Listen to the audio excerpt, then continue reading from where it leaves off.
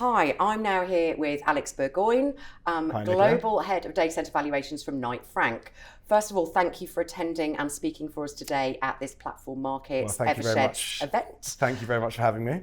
We're delighted to have you as a speaker Yep, during the day, but absolutely. also to get some insights from you now as well. So first of all, from your perspective, from the real estate perspective, obviously today is all about the UK, which has been a slightly forgotten about market for a while. What trends are you seeing from the Knight Frank perspective in terms of the UK data centre market?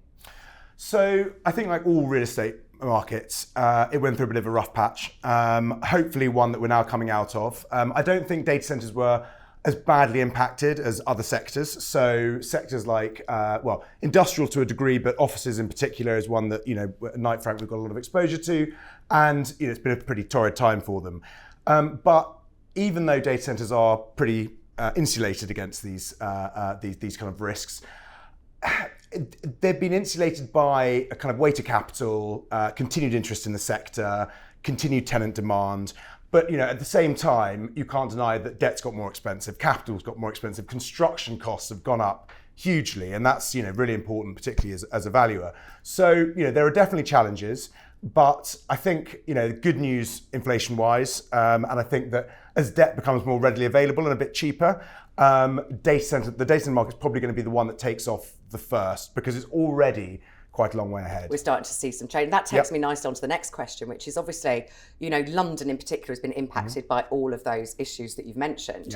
But we've got the dual issues that actually we could be back in 2003 of power, land availability, etc., etc. So are we likely to see, and are we already seeing, a move more towards outside of London and the M25? It's suddenly becoming more attractive on that side. It is. I mean, it's interesting you say that because when people usually talk about growth outside of the main, UK market, which is London, I mean, London is the market really.